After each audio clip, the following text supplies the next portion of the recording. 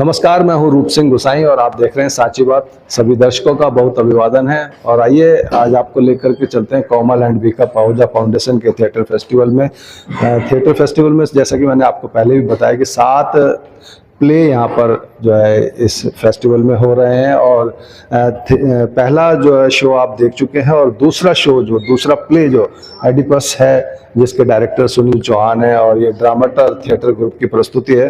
बहुत ही अच्छा ये नाटक है और ये नाटक क्या है कैसा है वो सब आपको लेकर के चलता हूँ हॉल के अंदर। तो आइए सीधा जुड़ते हैं नाटक के साथ और नाटक के बाद मिलेंगे नाटक के डायरेक्टर और कलाकारों के साथ। तो आइए सीधा चलते हैं। हमने बहुत सारे नाटक देखे हैं, चेखोव के, टॉल्स्टॉय के, लियो टॉल्स्टॉय। ग्रीक नाटकों के जो उनके दार्शनिक थे, उनके थिंकर्स थे, वो बहुत बड़े थे और आज तक हम उन भावनाओं से प्रेरित होते आए हैं। एक बहुत बड़े दार्शनिक हुए, फिलोसोफर हुए सोक्रेटिस, उन्होंने लिखा एक नाटक इडिपस। ग्रीक लिटरेचर, साहित्य और जो दार्शनिक लोगों ने उस समय के समाज को देखा, उसके दर्शन किए, इसी पर आधारित है ये नाटक। Directed by Sunil Chauhan ji, script by Sophocles, एक बहुत बड़े राइटर हुए ग्रीस के, और इसका मंचन कर रहे हैं थिएटर ग्रुप ड्रामा टर्की के सदस्य। बिना समय नष्ट किए हुए आइए स्पर्श करते हैं नाटक इडिपस।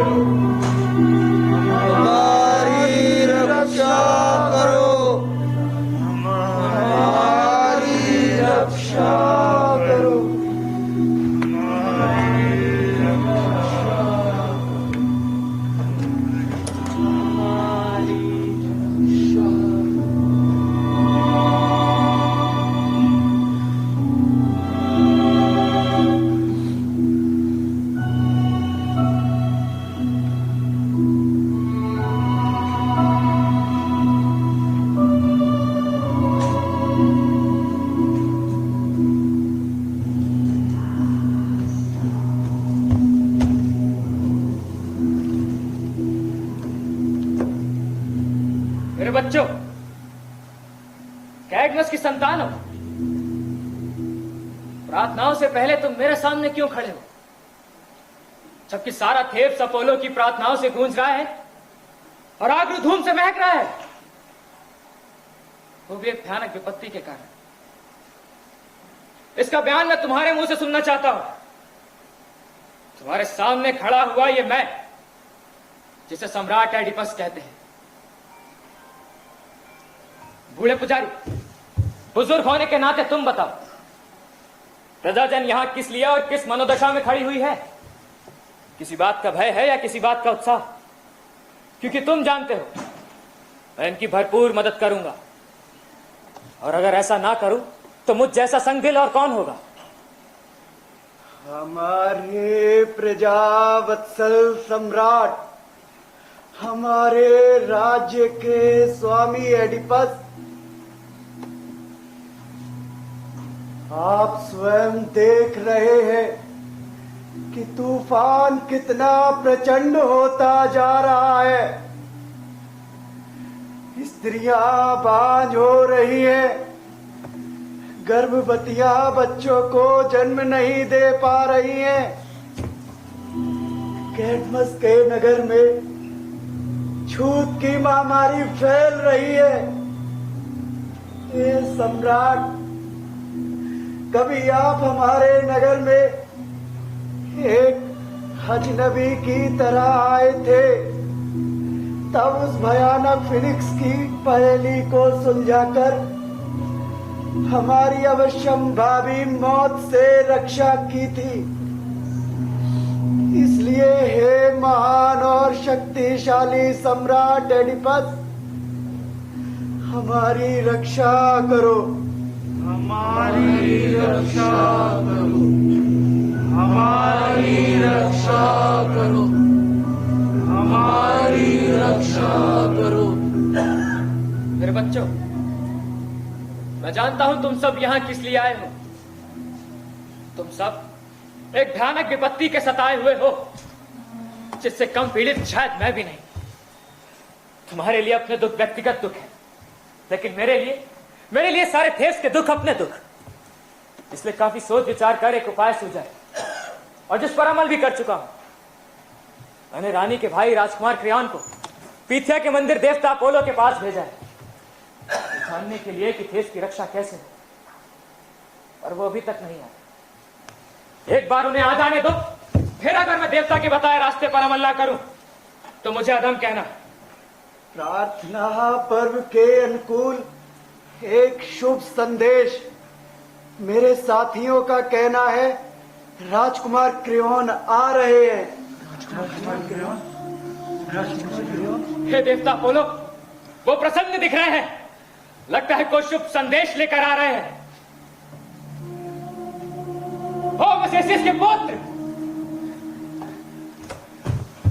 राजकुमार, बताओ देवता ने क्या संदेश दिया? एक शुभ संदेश।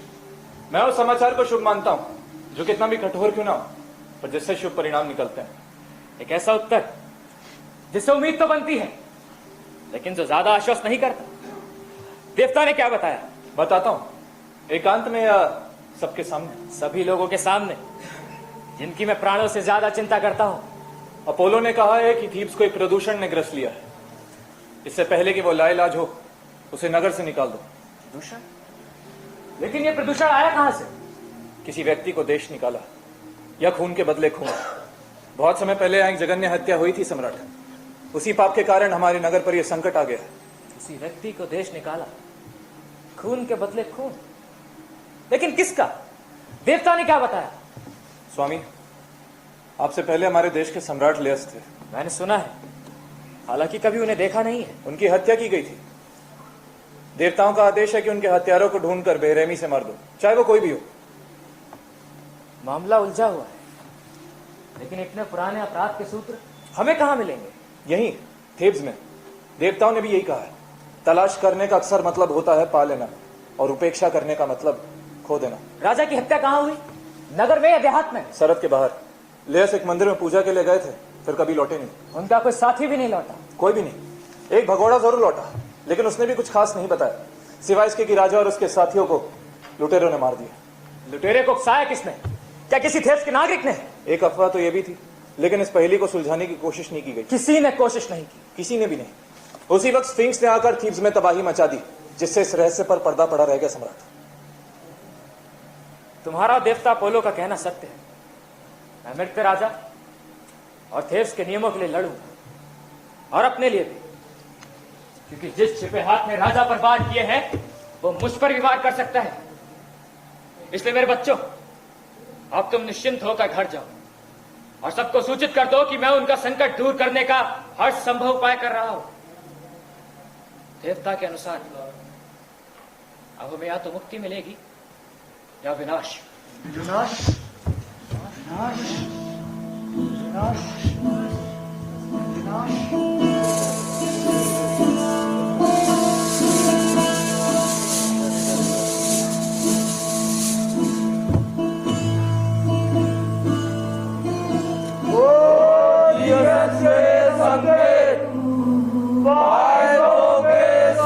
मंदिर से थेब्स की यात्रा करते हुए तुम कौन सा संदेश ला रहे हो?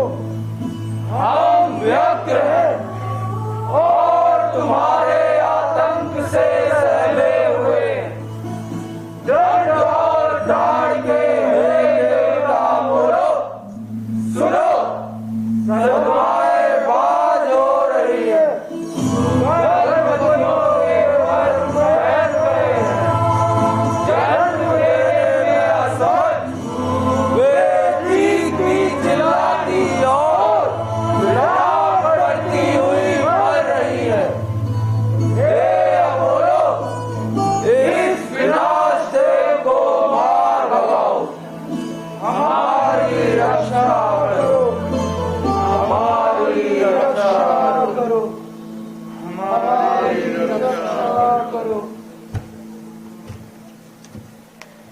अब शायद प्रार्थनाओं से ही कोई राह मिले।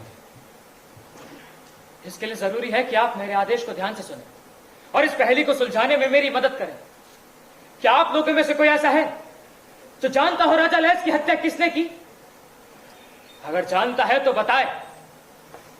हम उस व्यक्ति को देश निकालने की घोषणा करते हैं।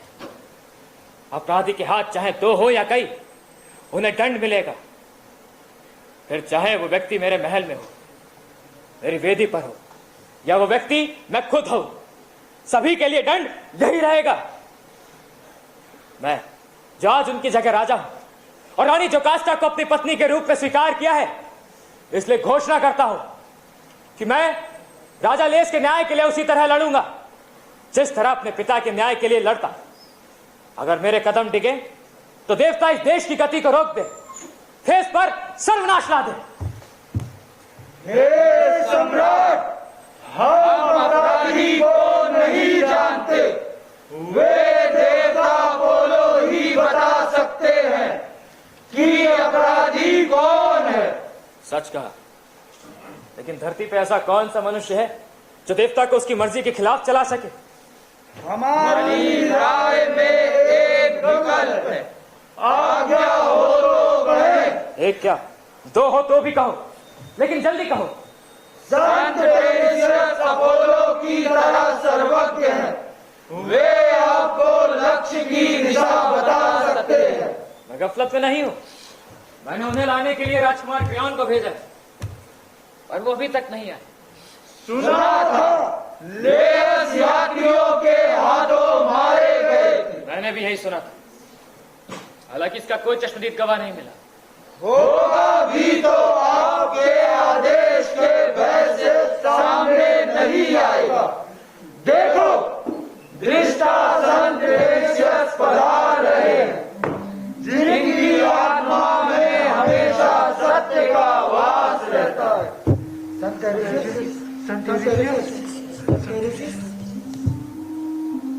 टेरेसियस,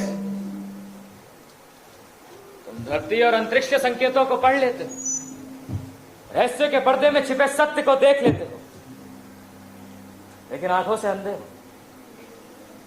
अपने पक्षियों के संकेतों और अपनी मांत्रिक शक्तियों से बताओ कि वो हत्यारा कौन है। हत्या से उपजे प्रदूषण के देश को बचाओ। हमारा जीवन मरण तुम्हारे हाथ में है टेरिसियस।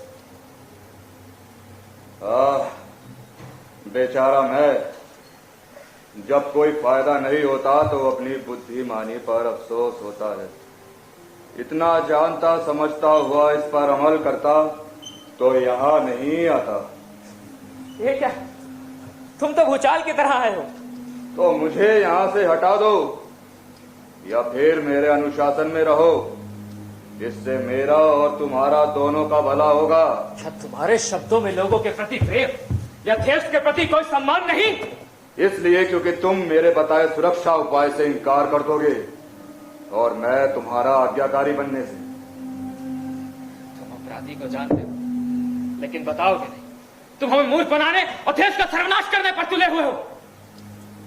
एडिपस, तुम सा बुद्धिमान कोई नहीं है, इसलिए उस बुराई को कोई नहीं सुनेगा जिसे सिर्फ मैं जानता हूँ। इसलिए मैं कोई बुरी खबर नहीं दूंगा और ना ही कोई जवाब दूंगा। मुझे एक राजा को जवाब नहीं दोगे, इसके लिए शैतान में तुम्हें खोलते गढ़ा में उलवा दूंगा, संसार करवा दूंगा। क्या फिर भी हमें तुमसे निराशा और कठोरता के अलावा कुछ नहीं मिलेगा? तुम मेरी कठोरता की शिकायत करते हो लेकिन अपने भाग्य की कठोरता के बारे में कुछ नहीं जानते। मैं वही जानना चाहता हूँ और जो कुछ भी देखूंगा उसे सार्वजनिक रूप से कह भी दूंगा। लेकिन तुम में मुझे एक षड्यंत्रकारी नजर आता है। अगर आंखें होती तो यही कहता वो हत्या भी तुम्ही ने की है टेरिसियस। क्या सचमुच?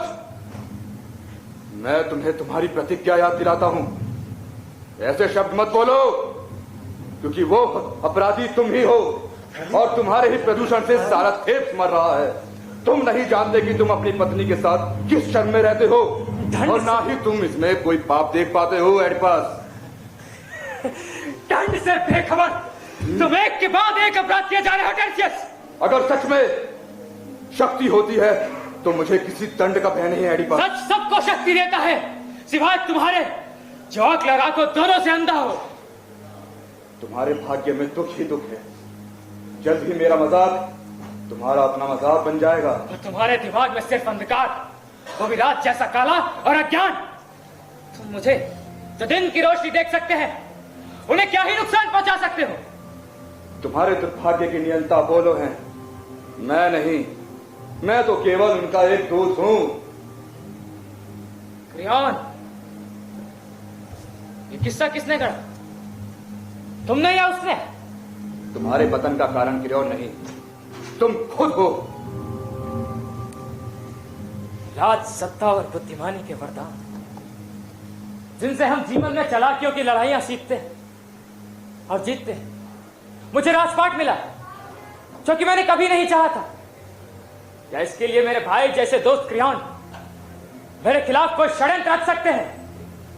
मेरे खिलाफ एक धूत पाखंडी को खड़ा कर सकते हैं जो मुफ्त का धन सूंघने में माहिर हो और भविष्यता का ज्ञान शून्य रखता हो।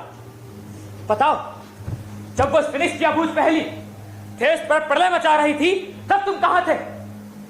क्यों उस समय आगे नहीं आए? उस पहेली को सुलझाने के लिए एक असाधारण बुद्धि की जरूरत थी और जैसा कि जग जाहिर है वो बुद्धि तुम में नहीं, वो बुद्धि मुझ में थी टेरिसियस। तुम मुझे देश निकाला देकर राजा क्रियॉन के दरबार में सम्मानजनक कुर्सी पाना चाहते हो, लेकिन तुम्हारे षड्यंत्रकारी का सपना कभी पूरा नहीं होगा। तुम बूढ़े हो टेरिसियस, वरना तुम खुद ही बता देते कि तुम असल में हो क्या। हालांकि तुम सम्राट हो, तुम्हें दूसरों के उत्तर देने के अधिकार का सम्मान करना चाहिए। मैं तुम्हारा सर खरीद गुलाम नहीं हूं एडिपस, और ना ही उस क्रियॉन का आदमी, बल्कि दास हूं अपोलो का। तुमने मेरे अंधेपन पर कटाक्ष किया है, लेकिन आंखें खोते हुए भी तुम अपने उस पाप के प्रति अंधे हो जिसमें सिर से पैर तक डूबे हुए हो। एक पाप जो खुद तुम्हारे जन्म का है। तुम नहीं जानते कि तुम किसके पुत्र हो, और ना ही तुम ये देख सकते हो कि ये महामारी तुम्हारा ही प्रदूषण है। क्या मैं ये बात एक सर्वज्ञ संत के मुंह से सुन रहा हूं? वापस चले जाओ टेरिसियस, जिस रास्ते आए थे उसी रास्ते वापस चले जाओ, तुम्हारा नाश हो। जाता हूं, लेकिन जाने से पहले तुम्हें एक संदेश देना चाहता हूं। तुम मेरा कुछ नहीं बिगाड़ सकते। एक बात और, जिस व्यक्ति को तुमने ले इसका हत्यारा घोषित किया है वो यहाँ का नहीं है। लेकिन जल्द ही उसे सारी प्रजाजन जान लेगी। वो अपने पुत्रों का भाई है और जिसकी कोख से जन्मा था अपनी उस माता पति, और जिसकी सेठ को उसने दूषित किया था अपने उस पिता का हत्यारा। अब तुम महल में जाओ और जाकर सोचो, अगर फिर भी तुम्हें लगे कि मैं झूठा हूं तो मान लेना मुझे भविष्य बताता कोई ज्ञान नहीं। लड़के को बुलाओ और जाओ, तो हमारी कोशिशों में बाधा डालते हो। चलो लड़के, मुझे रास्ता दिखाओ।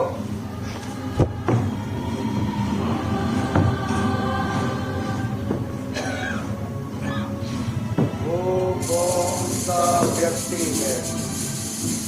वो कौन सा व्यक्ति है? वो कौन सा व्यक्ति है? वो कौन सा व्यक्ति है जिसे दिल्ली के संत ने अपराधी बताया है? अपोलो की आवाज, दिशाओं, चट्टानों और गुफाओं को ललित प्रतिध्वनित करती हुई अपराधी का पीछा कर रही है। अपराधी का अंत निश्चित है। अंतरिक्ष के पक्षियों के संकेत समझने वाला संत बुद्धिमान लगता है। हम उसे सही या गलत कुछ भी नहीं कह सकते। हमें भयानक फिनिक्स की याद है जिससे एडिपस ने हमारी रक्षा की थी और एक बुद्धिमान विजेता की तरह हमारे नगर में प्रवेश किया था। हम उससे घृणा नहीं करेंगे।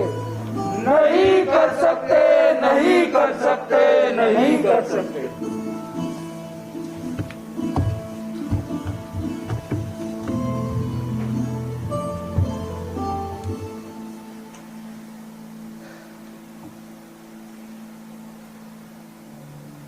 भले नागरिकों,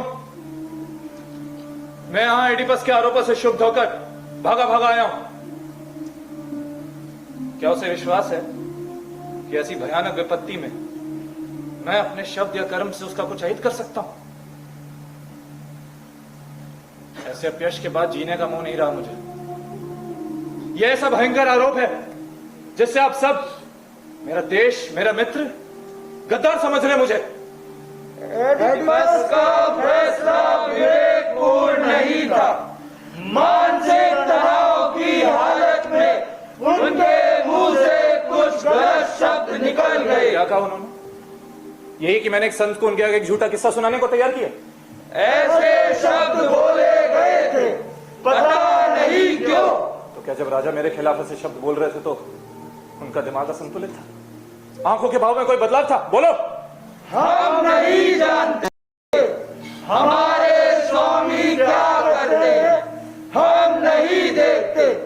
लो, सम्राट एडिपस खुद सही समय पर आ गए। क्रियॉन, मेरे प्यारे भाई, मेरे प्यारे दोस्त, क्या तुम में इतना दुस्साहस है कि जिसे मारकर जिसका सिंहासन छीनना चाहो उसी के घर जाओ, बिना किसी मित्र बल या बिना किसी धन बल के? ये कितना बड़ा दुस्साहस कर डाला तुमने। मैं तुम्हें चुनौती देता हूं कि जिस तरह मैंने तुम्हारी बात सुनी तुम भी मेरी सुनो। जब पूरी हो जाएगी तब फैसला करना। सच का नाटक करने में माहिर हो और असल में मंद। तुम मेरी आस्तीन के साथ निकले। मुझे बोलने का मौका नहीं दोगे? इस विषय में कुछ मत कहना कि तुम झूठे नहीं हो। अंतहीन तर्कहीनता को सच समझते हो एडिपस तो और बात। और अगर तुम समझते हो कि तुम अपने सगे के साथ विश्वासघात करके बच निकलोगे तो ये तुम्हारा पागलपन है क्रियॉन। सच है, मगर इतना तो बताओ कि मैंने तुम्हारा क्या हित किया? क्या तुमने मुझे उस संत को बुलाने की सलाह नहीं दी थी? हाँ दी थी, और अपने ख्याल से सही दी थी। तो बताओ, लियस कितने साल पहले? कितने साल पहले? क्या कितने साल पहले उस दुर्घटना में मारे गए थे जिसका कोई चश्मदीद गवाह नहीं है? ये सालों पहले की बात है। क्या उस संत तब भी ऐसी भविष्यवाणियां करता था? वो हमेशा से इसी रूप में सम्मानित है। जब तुम उससे मिलने गए थे तब क्या उसने मेरे बारे में कुछ कहा था? मैं नहीं जानता। जो मेरी समझ के बाहर होता है मैं उसके बारे में ज्यादा प्रश्न नहीं करता। क्या तुम एक भेद जानते हो? समझदार बनो और स्वीकार करो। अगर मैं जानता हूंगा तो स्वीकार भी करूंगा। जब तुम उससे मिलने गए थे तब क्या उसने मेरे बारे में पहले बताया था या पहले मेरे इतिहास के बारे में? तुम्हारे इतिहास के बारे में? क्या उसे इसकी जानकारी भी है? तुम बेहतर समझ सकते हो। और मैं भी तुमसे कुछ प्रश्न पूछना चाहता हूं। पूछ लो, लेकिन तुम मुझे किसी तरह से अपराधी सिद्ध नहीं कर सकते। सबसे पहले कि मेरी बहन तुम्हारी ब्याहता पत्नी है या नहीं? इससे कौन इनकार करेगा? तुम्हारे इस राज और गौरव की सहस्वामिनी। हाँ, और इसी से सिद्ध होता है कि तुम एक कपटी दोस्त हो मित्र। कपटी दोस्त? कपटी नहीं मित्र, मुझे मेरे तर्कों से समझो। सोचो, जो चैन की नींद सोता हो मगर इसके साथ राजसी रौबदार भी रखता हो, वैसे मैं कौन नादान राजा बनना चाहेगा? एक ऐसा राजा जो खुद हर वक्त आशंकाओं की संगीनों के नीचे रहता हो। मेरे जैसा आदमी नहीं। हाँ, मैं राजा की तरह रहना पसंद करता हूं पर राजा बनना नहीं। और वैसे भी तुम्हारे राजा होते हुए मुझे सारे राजसी सुख उपलब्ध है। तानाशाही शासन के राजसी गौरव वैभव से जो कुछ पाया जा सकता है वो सब मेरे पास है, और इससे अधिक की कामना करना मेरे लिए पागलपन है। ये सारे प्रजाजन मुझे जानते हैं, मुझे नमस्कार करते हैं, मेरे आगे झुकते हैं। तुम्हारे चाटुकार तुमसे पहले मेरी चाटुकारी करते हैं क्योंकि वो जानते हैं कि सफलता का रास्ता मुझसे होकर जाता है। ऐसे आनंद को छोड़कर राजपाट की कामना करना मूर्खता है। मुझ पर विश्वासघात का आरोप एक ही तरीके से सिद्ध हो सकता है। पाइथो जाकर पता लगाओ कि मैंने अपोलो का संदेश सही दिया है नहीं, और ये भी कि संत के साथ कब और कहां बैठकर मैंने ये षड्यंत्र रचा। फिर भी तुम्हारा अपराध सही सिद्ध होगा तो मैं अपने लिए स्वयं कहूंगा मृत्यु दंड। लेकिन सच को झूठ और झूठ को सच कहना न्याय है। मुझे तुमसे कोई शिकायत नहीं, तुम्हें समय सिखाएगा, क्योंकि समय ही ऐसे आदमी को जिसे आज तुम गद्दार कह रहे हो सही सिद्ध कर सकता है। अगर कोई गद्दार अपना उद्देश्य पूरा करने के लिए मुझे गर्मी दिखाता है तो मुझे उसके साथ इसी तरह पेश आना चाहिए। क्या मैं अपने हाथ पर हाथ रखकर बैठा रहूं ताकि वो षड्यंत्रकारी अपने षड्यंत्र में सफल हो जाए? तो बताओ, तुम क्या चाहते हो? मेरा देश निकाला? देश निकाला नहीं, तुम्हारी मौत का यान। तुम पर अभी कोई असर नहीं है। नहीं, तुम्हें मेरी बातों का जरा भी यकीन नहीं है। पहले सिद्ध करो कि महत्वाकांक्षा रखना मूर्खता है। क्या तुम्हें समझने की बुद्धि भी है? मेरे हाथ में राजदंड है और इसी किसी पर अन्याय नहीं होना चाहिए। इसका मतलब तुम पर जो इस कदर झूठा है। हमारी अकल पर पर्दा पड़ गया सम्राट। इसके बावजूद मैं राजा की तरह पेश आऊंगा। न्याय राजा एक निर्दयी राजा से खराब होता है। देश मेरा है और मैं यहाँ का राजा। राजा से मेरा दोनों ही थीव्स के नागरिक हैं। शांत राजपुरुषों शांत। रानी जोगास्टा आ रही है, अपना विवाद उनके सामने रखें। ये कैसी नादानी है? ये गाली गलोच किस लिए? वहां थेब्स मर रहा है और यहाँ आपसी रंजिशें निकाली जा रही हैं। बहन, तुम्हारे पति मेरे खिलाफ एक घातक अधिकार चाहते हैं। मेरा देश निकाला या मेरी मौत? हाँ, ये मेरा फैसला है, क्योंकि मैंने पाया ये मेरे खिलाफ षड्यंत्र रच रहा था। सम्राट में इसी वक्त देवताओं की सौगंध खाता हूं, नष्ट कर दे अपोलो मुझे, अगर आपका अपराध सही सिद्ध हो तो। विश्वास करो, इनका विश्वास करो एडिपस। मेरे अनुरोध और अपने मित्रों की प्रार्थना पर ध्यान दो। कुछ नहीं तो इस पवित्र सौगंध का विश्वास करो। हे सम्राट, हम प्रार्थना करते हैं कि हट छोड़ो और बुद्धि से काम लो। आखिर मैं कितना झुकूं? जिसका अपराध सिद्ध ना हुआ हो उसे दंड मत दो, खासतौर से तब जब वो अपोलो की सौगंध उठा चुका हो। क्या तुम जानते हो कि तुम क्या कह रहे हो? हम जानते हैं। जानते हो तो कहो। अपने आजमाए हुए दोस्त को कलंकित मत करो। किसी गलती में मत रहना। तुम्हारी प्रार्थना का मतलब होगा मेरे लिए देश निकाला या फिर मेरी मौत। कभी नहीं। देवों के राजा सूर्य की सौगंध, अगर ऐसा कोई ख्याल हमारे दिलों में हो तो हम नास्तिक की मौत मरे। क्रियान को छोड़ दो और शर्म खाओ। निर्वासित कर दिया जाओ या मारा जाओ, लेकिन अब ये कहीं भी रहे, मुझे इससे हमेशा घृणा रहेगी। चलो, तुमने हट तो छोड़ दी, लेकिन तुम्हारे दिल में अभी भी नफरत है। क्रोध गुजर गया, मगर दिल वैसे का वैसा ही है, कठोर। ऐसे लोग अपने जीवन में बहुत कष्ट उठाते हैं एडिपस। मैं जा रहा हूं, मगर इतना जान लो कि तुम में ना तो बुद्धि है ना दया, लेकिन प्रजाजन मुझे जानते हैं और ये मेरा विश्वास भी करते हैं। आज्ञा दीजिए सम्राट।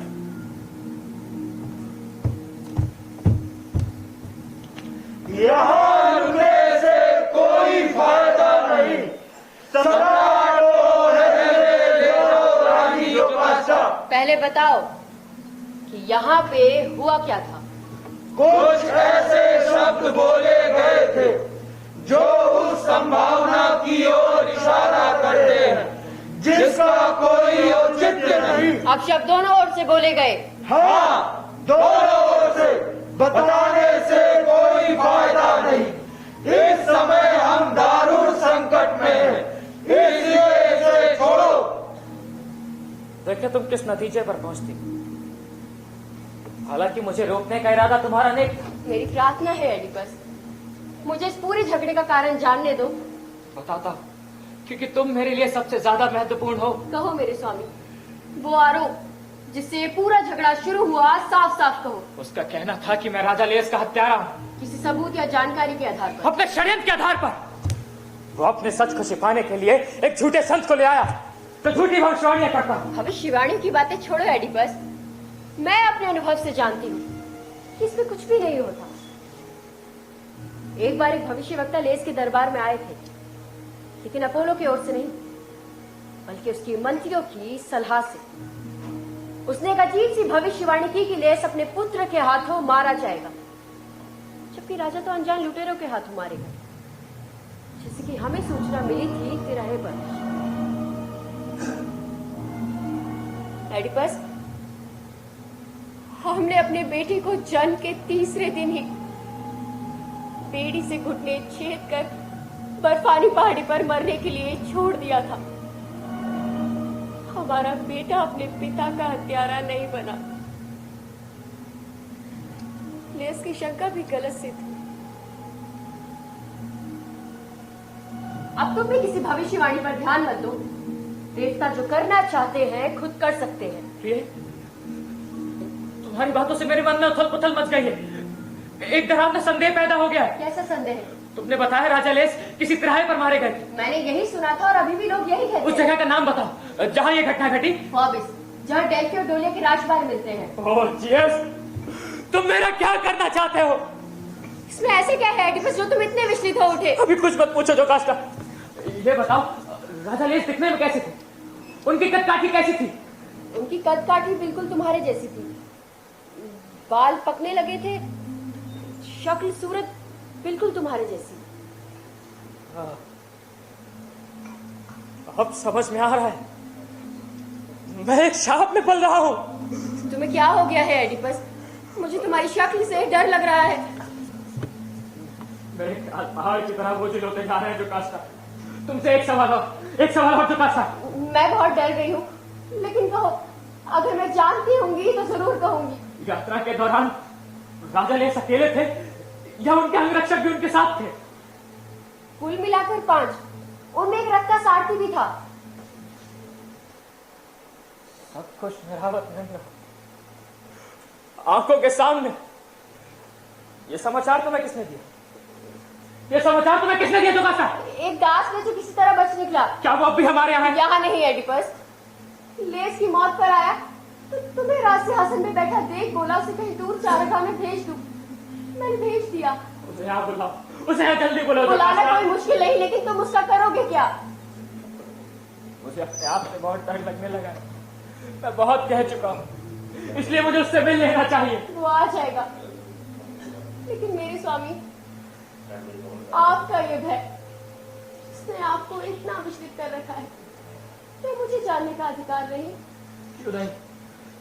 मैं अपनी नियति के दलदल में कितना गहरा दस्ता जा रहा हूं कि मैं तुमसे नहीं कहूंगा तो और किससे कहूं। मेरे पिता कोरिन्थ के राजा पॉलीबस, मां मेरोपे कोरियन राजकुमारी। मैं कोरिन्थ में राजकुंवर की तरह रहता था। तभी एक विचित्र घटना घटी जिसने मुझे अंदर से भयभीत कर दिया। एक दिन शराब के नशे के कारण एक व्यक्ति ने मुझे हरामी कह दिया, जिस पर मुझे बहुत क्रोध आया। मैंने अपने हाथ को सारा दिन एक कमरे में बंद कर दिया। मैंने अपने माँ बाप से अपने जन्म के बारे में पूछा। उन्होंने मेरे जन्म के बारे में कुछ नहीं बताया, लेकिन उस आदमी पर वो बहुत बिगड़े। मैं संतुष्ट हो गया, लेकिन फिर भी अफवाहें फैलने लगी। फिर मैं अगले दिन पाइथो के मंदिर गया, देवता अपोलो के पास। उनसे अपने जन्म के बारे में पूछा। उन्होंने भी मेरे जन्म के बारे में कुछ नहीं बताया, लेकिन एक भविष्यवाणी की कि मैं अपने पिता की हत्या करूंगा, उनकी सेहत को दूषित करूंगा। इसलिए मैं वहां से भागा। कोरिन्थ के विपरीत दूर नक्षत्रों में एक तिराहे पर जा पहुंचा, जहां मुझे 3 अंगरक्षक मिले, जिन्होंने मुझे एक और ठेल दिया। क्रोध में आकर मैंने भी उनसे पलटवार किया, जिस पर रथ पर बैठे उस अधेड़ व्यक्ति ने मुझ पर 2 फंसे भाले से प्रहार करने की कोशिश की, जिसको उसकी दुगनी कीमत चुकानी पड़ी। मैंने वहां पर मौजूद सभी को मार दिया,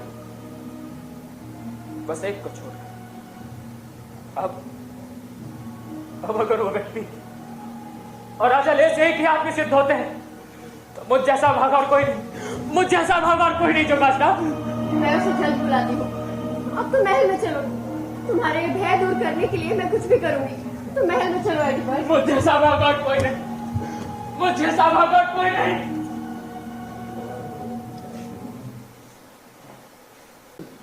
ईश्वर आप और आपके परिवार का मंगल करे।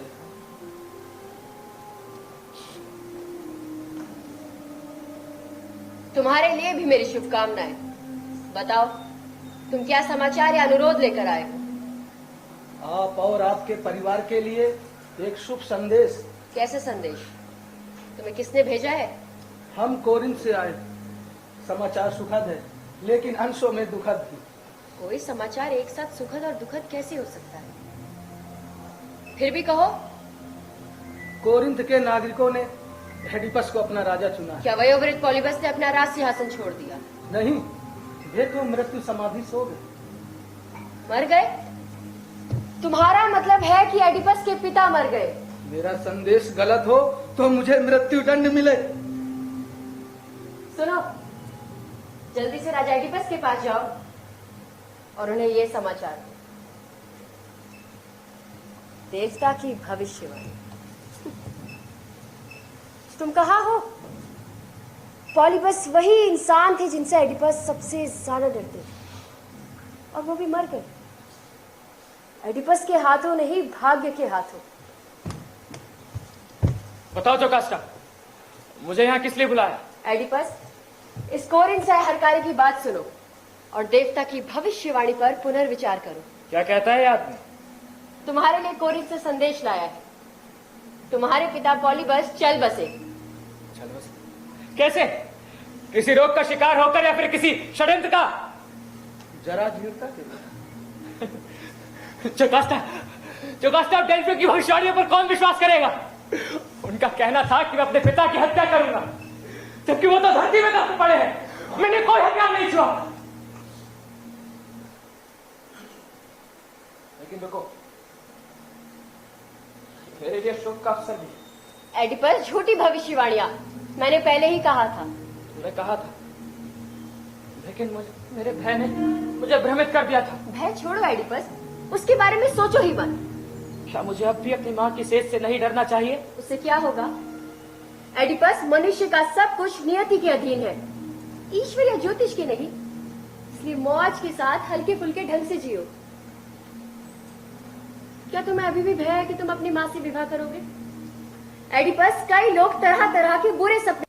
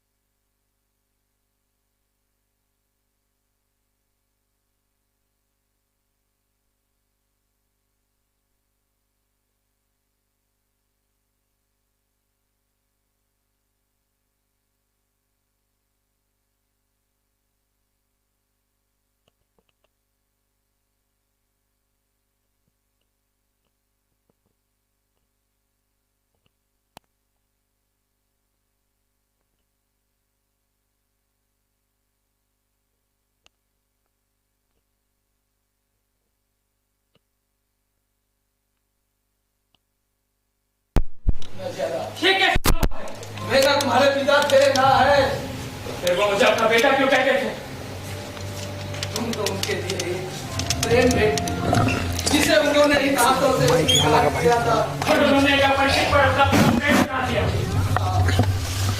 उनका कोई बच्चा बचा मेरे बच्चे समझ ये तुम्हारा अपना बच्चा सिंथेरियन की परफॉर्मिंग घाटी में पाया। वहां तुम कैसे पहुंचे? तीनों मेरे मवेशी मेरी भाइयों का भैया थे राजा के नौकर। लेकिन मेरे बेटे उस दिन तुम्हारे प्राणों का रक्षक। मैं तुम्हें वहां मिला तो तुमने मुझे किस हाल में पाया? जब मैंने तुम्हें उठाया था तो तुम्हारे पैर एक बेड़ी से बिखरे हुए थे। नहीं, उन निशानों का जिक्र मत करो। सबसे अच्छे जवाब यही दे सकते हैं। उसके निशान बचपन से ही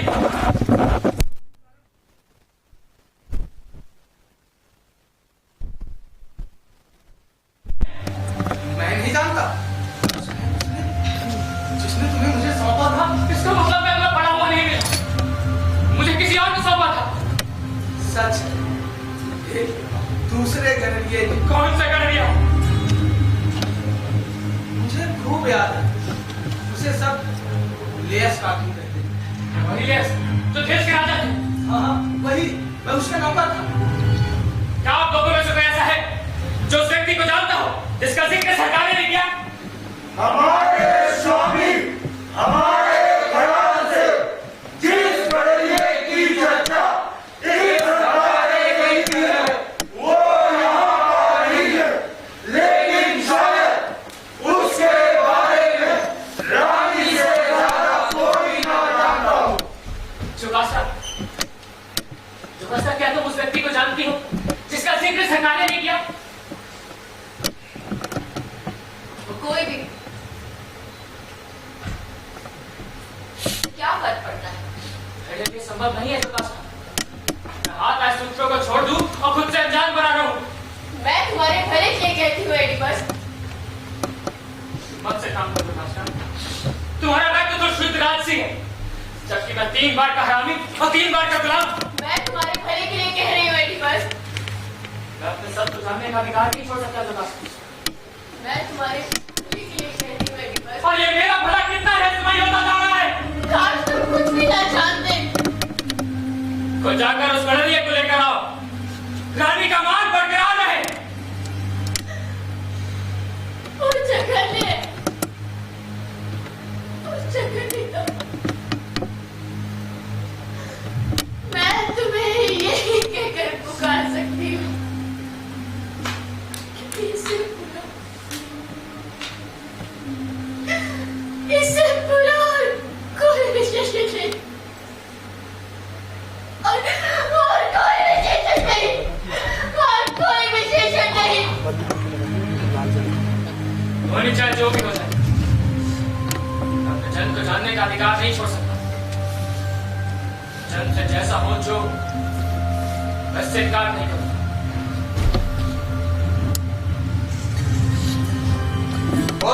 पूर्णिमा की रात है, नगरवासियों को बधाई। अगर हमारी बुद्धि और अभिमान सही है तो हे सम्राट एडिपस, कल तुम्हें नाम गौरव मिलेगा। प्रजाजन तुम्हारी स्तुतियां गाएगी। हमारी भारत और मातृभूमि थेस नगरी तुम्हारे लिए उल्लास करेगी।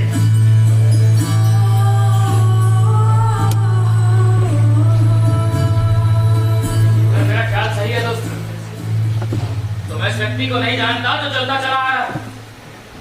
क्या आप लोगों में से कोई ऐसा है जो उस व्यक्ति को जानता हो?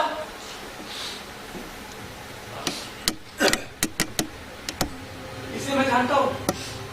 ये गणरिया होने के बावजूद देश का सबसे विश्वास पात्र। ये भाई, मेरी तरफ देखो, मेरे सवाल का सही जवाब दो। क्या तुम कभी राजा लेस के विश्वास पात्र सेवक थे? मैं महल में पैदा हुआ, महल का सेवक था, खरीदा हुआ गुलाम नहीं।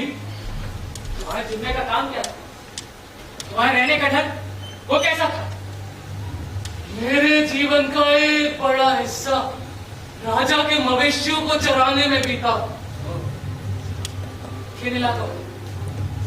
सिंथेरियम की पहाड़ियों और आसपास की घाटियों में। तो तुमने इस व्यक्ति को देखा होगा। हाँ, देखा।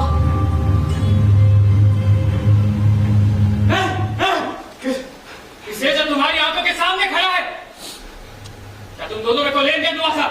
जहां तक याद आता है नहीं। आपका क्या मतलब है? आप ऐसे सवाल क्यों पूछ रहे हैं?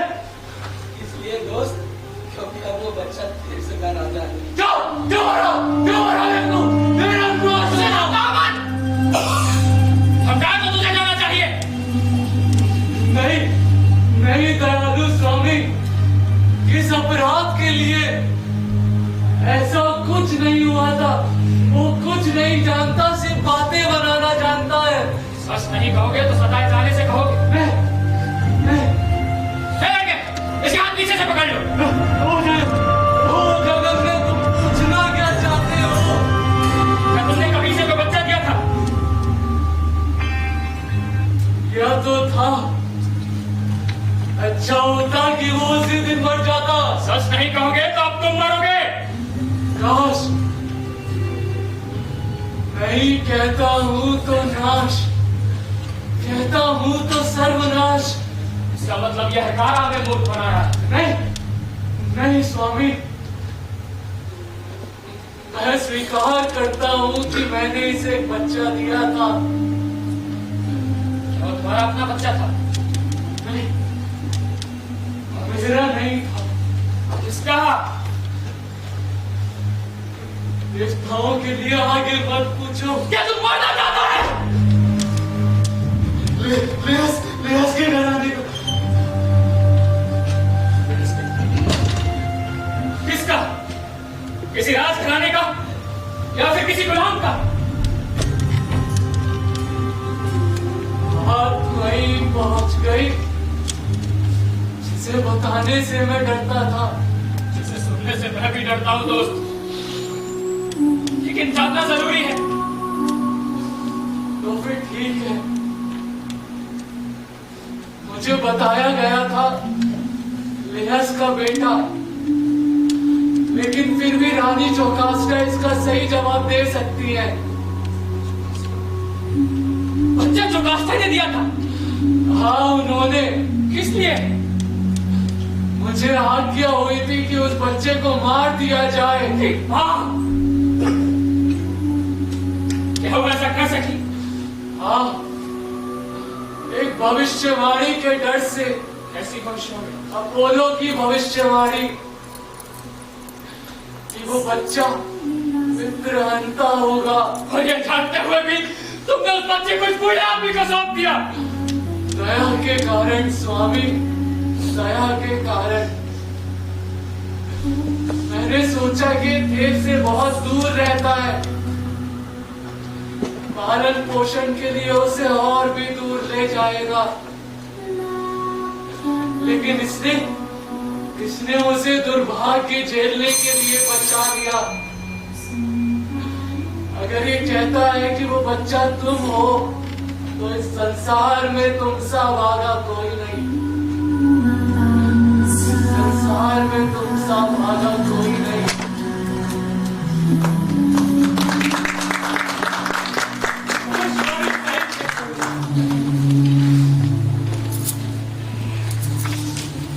प्रकाश, मुझे अपने आप को उनके बाप देख लेने दो। मैं जन्म से जन्मा, जन्म में विवाहित और जन्म में पिता का हत्यारा हूं, और जन्म में पिता का हत्यारा। सम्राट, एक दुख का समाचार। रानी जोकास्टा भी संसार में नहीं रही। उन्होंने आत्महत्या कर दिया। कैसे, ये किसी नहीं देखा। फिर भी उनके दुखद अंत के बारे में जितनी जानकारी है वो बताता हूँ। समाधि में दफन अपने पति लियस को पुकार कर उन्होंने कहा, उन्होंने इस कोख में अपना बीज नहीं बल्कि अपनी माँ को रोका था। उसी कोख से अन्य संतानों को जन्म दे सके इसलिए उन्होंने अपने पुत्र को छोड़ दिया था। उन्होंने अपने दोहरे विवाह पर फूट फूट कर शोक किया कि कैसे बारी बारी अपने पति और पुत्र की अंशानी बनी और फिर बाद में अपने पुत्र के पुत्रों की माँ। इसके बाद हमें मालूम नहीं वो कैसे बनी। हमने उनके अंतिम क्षणों को नहीं देखा।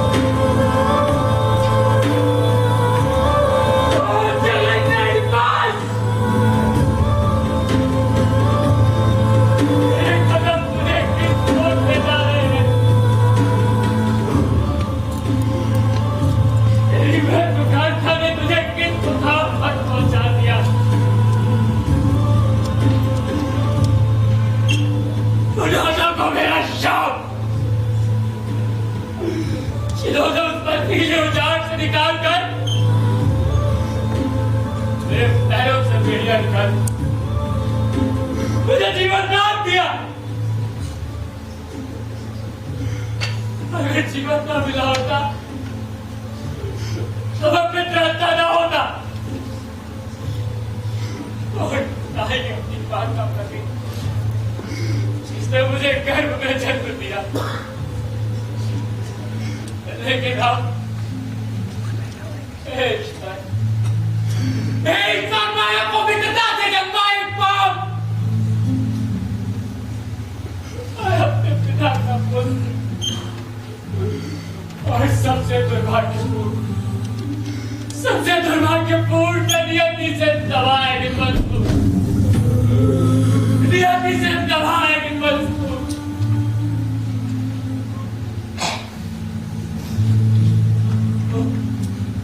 वो बोझिया के किराए क्या तुम नहीं जानते थे कि जो मैंने तुम्हें पीने के लिए दिया वो मेरे अपने पिता का रक्त, मेरा आपका रक्त है। फिर भी मुझे दुष्कर्म करने के लिए तेल बेच दिया। और घोड़े के राजमहल, क्या तुम नहीं जानते थे कि जो शहर तुम मुझे दे रहे हो उसके अंदर कितने नाखून हैं?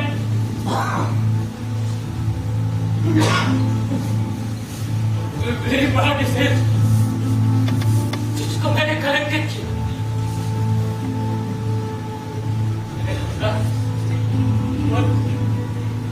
और भाई को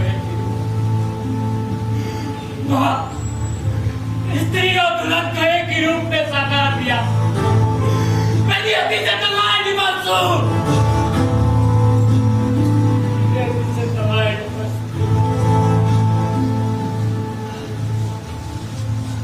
हालांकि मैं विषक्त हूं। मेरा हाथ थामने का साहस करो, मेरा हाथ थामने का साहस करो। मैं फिर बहुत दूर देश निकाले का दंड भोगना चाहता हूं, देश निकाले का दंड भोगना चाहता हूं, देश निकाले का दंड भोगना चाहता हूं। तुमने अपने पिता की हत्या की है, नहीं, तुमने अपनी मां की सेज को कलंकित किया है, नहीं, तुमने अपने पिता की हत्या की है, नहीं, तुमने अपनी मां की सेज को कलंकित किया है, तुमने अपने पिता की हत्या की है, नहीं, तुमने अपनी मां की सेज को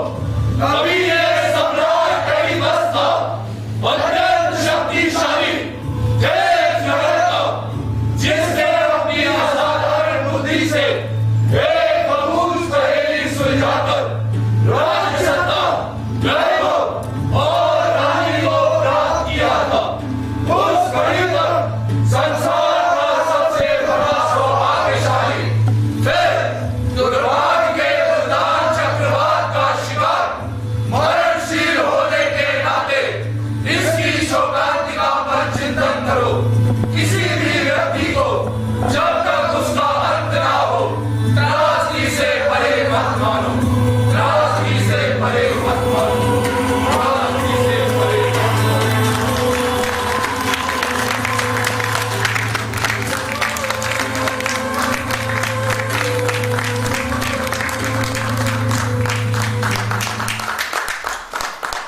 बहुत बहुत अद्भुत नाटक, जोरदार तालियां हो जाए देवी सभी। जब शुरुआत में मैंने कहा था कि ये दार्शनिक जो देखना होता है वो भी देख लेते हैं और जो नहीं देखना है वो भी देख लेते हैं। भारत में भी ऐसे ही रहा है। आप लोगों ने अंगुलीमाल का नाम सुना होगा। उंगलियां काट देता था वो डाकू और माला बना लेता था अपने गले में। तो जब परिवार के लोगों ने पूछा कि आप हमारे पाप के भागीदार हैं, तो परिवार के लोगों ने मना कर दिया कि हम आपके पाप के भागीदार नहीं हैं। आपने सभी ने बहुत अच्छा परफॉर्म किया। We are very grateful on behalf of the Komal and V K Pahuja foundation that this play directed by Sunil Chauhan ji, writer, Sophocles Theatre Group, Drama Turkey. May I request Supriya ji and Sunil ji is the director who has directed this play. May I request and call upon Meenakshi ji also to kindly come up very quickly on the stage and acknowledge all the artists. Rakhi ji and Manav ji, kindly come up on the stage, please. Ajay Manchanda ji, Vinod Panchal ji, हमारे जितने jury members हैं सब ऊपर आ जाए please फटाफट। सबको पुरस्कृत कीजिए। देखिए बहुत अच्छी बात है। अरुण चौधरी जी हमारे बीच हैं। अरुण जी आज ये रंगकर्मी भी बहुत बड़े हैं। डॉक्टर मोहंती हमारी जो एस्टीम ज्यूरी है, आप सभी से निवेदन है बिट्टू भैया आप भी आ जाएं।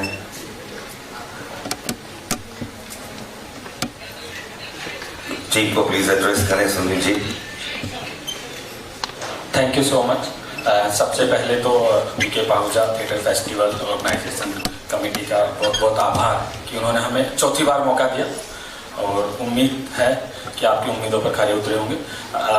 एक शख्स जिसके बिना ये नाटक बनाना बड़ा मुश्किल था, क्योंकि ये मास्क और ये कॉस्ट्यूम सब कुछ ऑलमोस्ट हमें 2.5 घंटे लगता है मेकअप में। वो है साक्षी, जिन्होंने पूरा इनको मास्क मेकिंग सिखाई, कॉस्ट्यूम मेकिंग सिखाई और इन्होंने ये मास्क खुद बनाए। साक्षी जी ने बनवाए तो सबसे पहले, और इन्होंने नाटक ऑलमोस्ट डायरेक्ट ही किया है, बस मैं तो नाम का ही हूँ। तो जोरदार तालियां साक्षी। पूरा का पूरा प्रोडक्शन संभाला और गडेरिया की भूमिका में थे प्रदीप।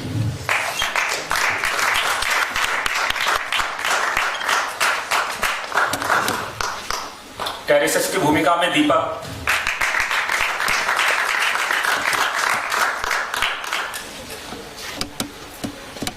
कोरस सागर।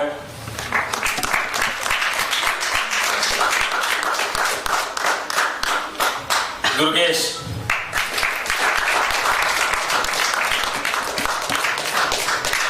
अभुजय मिश्रा प्रियोन की भूमिका में। Saksham Oedipus Saksham Mishra.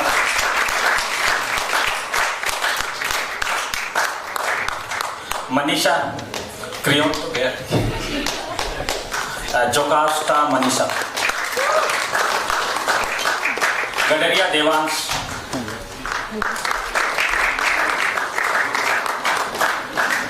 Janved chorus. Mridul chorus और पुजारी। भूपेंद्र कोरस। दिवाकर दुबे कोरस और गडरिया। बैक स्टेज बहुत बड़ी भूमिका होती है। बैक स्टेज में राजेंद्र बोरा और यश शर्मा। प्लीज मंच पे आ जाए। यश जल्दी आ जाइए, जल्दी जल्दी, लेट मत कीजिए।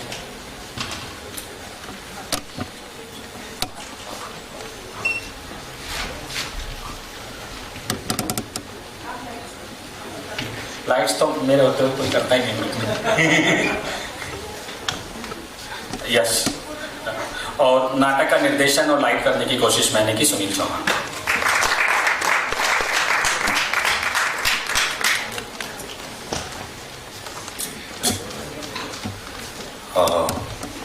Thank you so much for putting up such a lovely performance. Today, it was as relevant as was then. Everything is relevant in today's time. Excellent music. Thank you very much. ये आप देख रहे थे कोमल and VK Pahuja foundation के theatre festival का दूसरा play, जिसका नाम था ऑडिपस, और उसके डायरेक्टर सुनील चौहान जी और उनकी पूरी टीम, सारे कलाकार यहाँ पर हमारे साथ मौजूद हैं। बहुत स्वागत है चैनल में। Thank you sir, thank you sir. कुछ बताएं ऑडिपस के बारे में, जो दर्शकों को थोड़ा सा। एडिपस बेसिकली ग्रीक ट्रेजेडी है, और ये ग्रीक में काफ़ी फेमस प्ले रहा है। और मतलब ग्रीक के जो थिएटर का दौर था वो कॉमेडी से शुरू हुआ था, फिर अचानक से एक राइटर की एंट्री होती है सोफोक्लिस, उसने ट्रेजेडी लिखना शुरू किया। और ये बेसिकली सीक्वेंस हैं इसके, 3 प्ले हैं ये, तो एंटिगनी, सोफोक्लिस और ये के लिखे हुए 3 प्ले हैं पूरे। तो एडिपस, एडिपस रेक्स और ये एंटिगन। तो बेसिकली ये ट्रेजेडी है। और जब ये नाटक हमने किया तो लगभग ग्रीक थिएटर के नॉर्म्स हम इन परिस्थितियों में, इन रिसोर्सेज के साथ जो फॉलो कर सकते थे वो सब हमने फॉलो करने की कोशिश की है। और क्योंकि बहुत चीज़ें बदल गई हैं, वो अलग दौर था, ये अलग दौर है, बहुत सी चीज़ें हम नहीं कर पाए और कोशिश कर रहे हैं कि वो भी कर पाए। और बाकी तो नाटक आपने देखा ही, कुछ बोलने की जरूरत नहीं। जी, तो ये पहला मंचन था या इससे पहले भी इसके हो चुका? आई थिंक ये 5वां 6वां मंचन था इस नाटक का, लेकिन इस कास्टिंग के साथ दूसरा मंचन था। ये जो कास्टिंग है काफी बदली है कुछ लोग, तो इसके साथ सेकंड शो था। अपने कलाकारों से मिलवाए। कलाकार ये हमारा क्रियोन है, ये वो है जो पहले मंचन से अब तक टिका हुआ है सेम कैरेक्टर पे। और एक ये भी बदली है बीच बीच में। इससे बात करो। अपना इंट्रोडक्शन देते हुए बताएं कैसी रही है भूमिका, कैसा लगा? नमस्कार, मेरा नाम अभियुदय मिश्रा है और मेरी क्रेयॉन की भूमिका थी। क्रेयॉन जो होता है वो राजा एडिपस का एक बहुत प्रिय मित्र है और साथ ही साथ इनका मंत्री भी है। और इन्हीं के साथ बाद में ये इनको समझ लेते अपराधी, और बस कहानी में। राजा एडिपस आप हैं? एडिपस जी, मैं एडिपस। एक्चुअली ये जो नाटक है ये सोफोक्लिस द्वारा लिखित है और हमारे सर ने इसका निर्देशन किया था। एडिपस जो कैरेक्टर है वो एक्चुअली बहुत अपने आप में शांत कैरेक्टर है, लेकिन ये जो क्रेयॉन बार बार आते हैं, गडरिया बार बार आता है, वो अपनी ही पहेली में सुलझा कुछ और रहा होता है लेकिन सुलझाने कुछ और लगता है। वो अपने जन्म के बारे में पूछने लगता है लोगों से, तो बाद में उसको जाके पता चलता है कि वो जिस पत्नी का पति था वही उसकी माँ होती है। अरे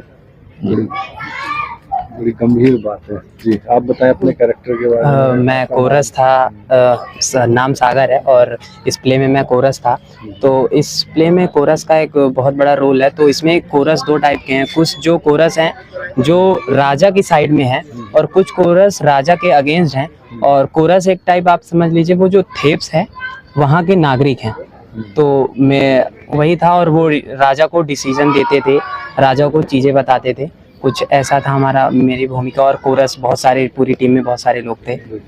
जी, नमस्कार, मेरा नाम मनीषा है और इसमें मैंने जोकास्टा की भूमिका निभाई है। एक्चुअली मेरा जो पहला पति था वो लेयस था, जिनकी हत्या मेरे ही पुत्र ने कर दी थी। सेकंड मेरे पति जो थे वो मेरा ही पुत्र था, जो मुझे पता नहीं था, एडिपस। जब मुझे इस बात के बारे में पता चला तो मैं टूट चुकी थी और कहीं ना कहीं मैंने आत्महत्या कर ली थी, जैसे कि आपने देखा। तो बस ये भूमिका करके मुझे बहुत अच्छा लगा, बिकॉज बहुत ही अलग फीलिंग है। एक मतलब अपने बेटे की ही बीवी होना और उसी के साथ फिर 4 बच्चे करना, मतलब बहुत ही शायद वियर्ड सिचुएशन है जो कोई सोचता भी नहीं है। तो बहुत मजा भी आया, बहुत। आप बताएं। मेरा नाम मृदुल कुमार है। मैंने इस नाटक में बूढ़े पुजारी और कोरस का रोल अदा किया है। तो बूढ़े पुजारी का मैं ये कहना चाहूँगा कि वो अपने पूरी प्रजाजन के लिए एक प्रतिनिधित्व करता है। वो राजा के सामने सभी की समस्या को बताता है कि इस तरीके से समस्याएं आ गई हैं, तो प्लीज़ उसका कुछ हल निकालिए। और कोरस में भी था, मुझे बहुत अच्छा लगा ये नाटक करके। नमस्कार, मेरा नाम जनवीर सिंह, मैंने कोरस का रोल निभाया। नमस्कार जी, मेरा नाम भूपेंद्र है और मैंने कोरस का रोल निभाया है। और जैसा हमने देखा कि हम किसी बीमारी से ग्रस्त थे, तो इसलिए हम सबका जो था फर्स्ट टाइम था, इसलिए थोड़ा सा नहीं बस। नमस्कार, मेरा नाम देवांश है। मैंने इसमें गडरिया का भूमिका निभाई है। गडरिया एक लेयस का विश्वास पात्र सेवक था, जो कि एडिपस जो उसका बेटा था उसको मारने के लिए उसको बोला जाता है कि इसको जाके मार दो, पर उसको मारने की बजाय वो किसी दूसरे हरकारे को दे देता है, तो वो बच जाता है। तो उस बाद में जाके फिर वो अपनी माँ का पति बनता है। मतलब कुछ पता नहीं होता है, पर वही जो डेस्टिनी में लिखा होता है वो होता है। काफी विषम परिस्थिति। नमस्ते, मेरा नाम दीपक है। मैंने इस नाटक में एक संत की भूमिका निभाई है, जो बहुत ही बड़ा महान संत है। बहुत ही खुशी हुई कैरेक्टर करके। धन्यवाद देना चाहूँगा सर का कि सर ने मुझे मौका दिया ये कैरेक्टर करने का। धन्यवाद। जी सर, आप भी बताएं कुछ थोड़ा, क्या भूमिका रही इस प्ले में आपकी? मेरी भूमिका इस प्ले में बैक स्टेज की थी, उसमें भी, और पहले भी कर चुका हूँ मैं इसमें, लेकिन अभी ये सब न्यू कास्ट है, उसमें कुछ लोग पुराने हैं। बाकी मैं पहले था इस प्ले के अंदर, अभी तो बैक स्टेज में था।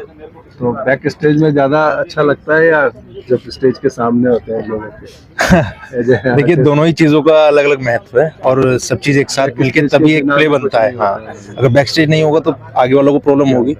तो सब चीज मिली हुई कड़ियां हैं, तब मिलके एक प्ले बनता है, पूरी कंबाइंड टीम होती है। ये नहीं होता कि इसमें केवल एक कास्ट है या एक ही कैरेक्टर है, प्राइमरी कैरेक्टर उसके ऊपर चल रहा है। जैसे इसमें कोरस भी है, अगर कोरस खड़ा है, वहाँ 6 आदमी खड़े हैं, तो उनका भी महत्व है।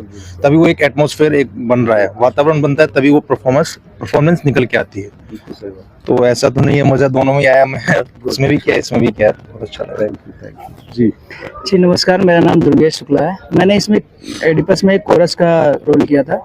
कोरस का बेसिकली क्या होता है कि बीमारी से ग्रसित होते हैं, जो हम अपने राजा के पास लेके जाते हैं उनको बताने। फिर वहाँ पे राजा के बारे में अलग ही सच्चाई पता चलती है, तो हमारी उनके साथ वार्तालाप होती है, और बस यही है हमारा। Thank you. नमस्कार, मेरा नाम दिवाकर दुबे। मैं इस नाटक में महल का हरकारा का पात्र निभा रहा था, जो महल में संदेश देता है राजा की रानी जोकास्टा ने आत्महत्या कर ली है, और पात्र करने में अच्छा लगा। और नाटक ये दूसरा मंचन है हमारा, अभी आगरा में हुआ था, अब दिल्ली में है। इसके बाद हम लोग आगरा जाने वाले हैं फिर से दूसरा नाटक करने, जाने मन। बहुत धन्यवाद। Thank you. आप सभी को बहुत शुभकामनाएं। तो ये थे एडिपस की टीम, और ये नाटक आपको कैसा लगा?